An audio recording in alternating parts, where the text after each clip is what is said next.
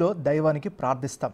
మన విన్నపాలు, ప్రార్థనలు ఆలకించి ఆ దైవం మన చింతలు, కష్టాలు తీరుస్తుందని నమ్ముతాం. కానీ గుడికి వచ్చిన ఓ వ్యక్తి మాత్రం వీటి కోసం రాలేదు. ఏకంగా అమ్మవారి బంగారం పైనే కన్నేశాడు. తన కష్టాలు పోవాలంటే అమ్మవారి నగలే దిక్కని భావించాడు. దీంతో భక్తుడిలా గుడికి వచ్చి అమ్మవారి నగలు కాజేశాడు ఓ దొంగ.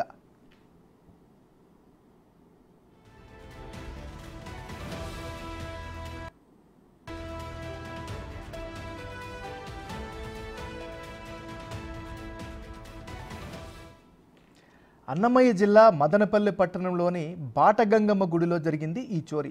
సామాన్య భక్తుడిలా గుడిలో అడుగుపెట్టాడు దొంగ. అమ్మవారిని దర్శించుకున్నట్లు కలరంగిచ్చాడు. ఆ తర్వాత 2-3 సార్లు ఆలయం లోపల కలియ తిరిగాడు. ఎవరైనా తనను చూస్తున్నారా అని గమనించాడు.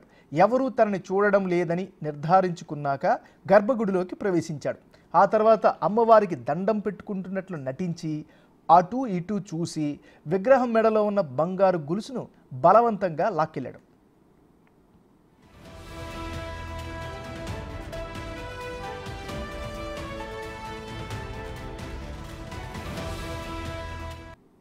అయితే చేసిన పాపం పండుతుంది అన్నట్లు ఆ దొంగ చేసిన దొంగతనమంతా అక్కడే ఉన్న సీసీ కెమెరాలో రికార్డైంది. అందులో నిందితుడు ఏ విధంగా అమ్మవారి బంగారాన్ని ఎలా ఎత్తుకెళ్లాడో క్లియర్గా కనిపించాయి.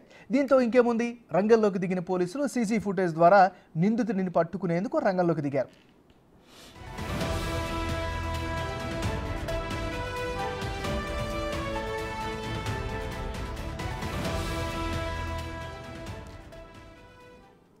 కష్టాలు పోవడానికి గుడికి వెళ్తాం, ఎలాగైనా మన సమస్యలు తొలగించమని ఆ గుడిలో దైవానికి ప్రార్థిస్తాం. కానీ ఇక్కడ ఒక వ్యక్తి కేవలం తన ఇన్స్టెంట్గా లబ్ధి పొందాలని చూశాడు. మన విన్నపాలు, ప్రార్థనలు ఆలకించి ఆ దైవం మనకి చింతలు, కష్టాలు తీరుతుందని నమ్ముతాం.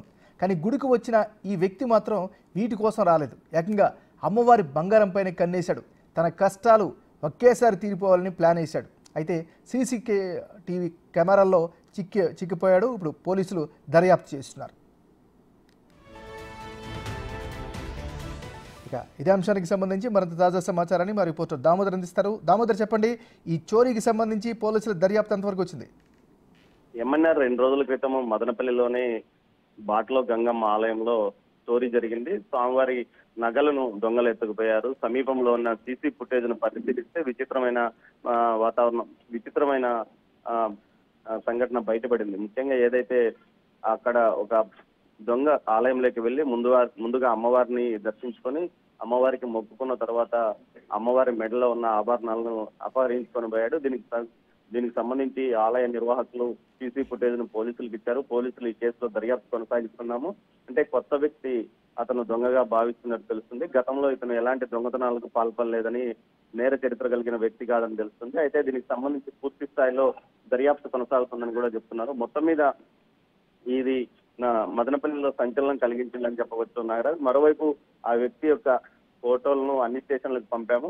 దీనికి సంబంధించి అతని కోసం గాలిస్తున్నామంటూ కూడా పోలీసులు చెప్తున్నారు నాగరాజ్. Thank you Damodar.